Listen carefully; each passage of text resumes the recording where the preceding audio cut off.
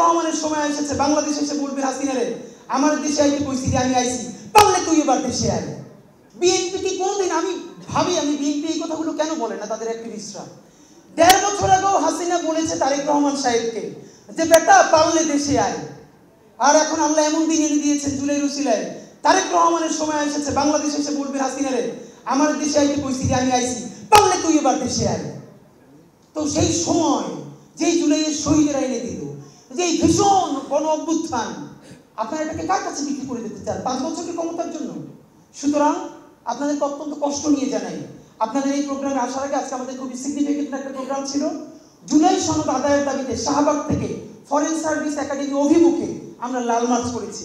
শহীদ পরিবার এবং আহতদেরকে নিয়ে শত শত মানুষ নিয়ে লাল পতাকা নিয়ে লাল মার্চ করেছি এবং সেখানে বলে এসেছি এই জুলাইয়ের মধ্যে যদি সরকার রাজনৈতিক দলের সাথে সমঝোতা করে হোক না করে হোক, জুলাইয়ের ঘোষণাপত্র এবং জুলাই সনদ ঘোষণা না করে, তাহলে আগামী অগস্টের ৩ তারিখ আমরা সর্বাত্মক সচিবালয় ঘেরাও করব এবং সেখানে আমাদের এটার নাম দিয়েছি কফিন মার্চ।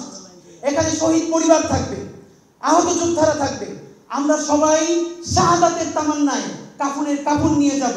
আর সামনে থাকবে যতজন উপদেষ্টা, প্রত্যেকের নামে একটা করে কফিন। সেদিন যদি পাই, আল্লাহ আমাদেরকে জুলাই সনদ হাতে দেয়, আর নয়তো আমরা ওসিয়ত করে এসেছি আমরা যদি মরে যাই তাহলে আমাদের লাশ যেন আমাদের বাবাদের কবরের পাশে রেখে যাওয়া হয়। সুতরাং আপনাদের কাছে বিনীত অনুরোধ করি, রাজনীতিবিদরা খুশি হয়েছে শুনি কেন যে 11টা 10টা যে কফিন, এটা তো সরকারের উপদেষ্টাদের, আপনাদের তো নাম নাই, খুশি হইেন না। আপনাদেরকে একটা ভালো কথা বলে যাই, আগামীকালকে এই রাজনৈতিক দলের নেতৃবৃন্দ আপনারা কিন্তু আবার চা নাস্তা করতে ফরেন সার্ভিস একাডেমিতে যাচ্ছেন সব দল থেকে। আপনারা ফরেন সার্ভিস একাডেমিতে গিয়ে চা নাস্তা করছেন, সবাই জুলাই ঐক্যের জন্য কথা বলছেন। সরকারকে আমরা যতবার গালিগালাজ করি কেন, রাজনৈতিক দলের কি দায় নাই? এই আন্দোলনের একমাত্র বেনিফিশিয়ারি কি গভর্নমেন্ট? বিএনপির বিরুদ্ধে, জামাতের বিরুদ্ধে হাজার হাজার মামলা প্রত্যাহার হচ্ছে না? তাদের সবাই জেলে ছিল, মুক্ত আকাশে ঘুরছে না? তাহলে তাদের দায় কোথায় যে সরকারের বিরুদ্ধে সব থেকে বড় প্রোগ্রাম দিবে যে জুলাই সনদ দিতে হবে? মানে যখনই আমরা বিএনপিকে বলি, জামাতকে বলি, এবি পার্টিকে বলি, ইসলামী আন্দোলনকে বলি, ওরা তো সরকারের ব্যর্থতা।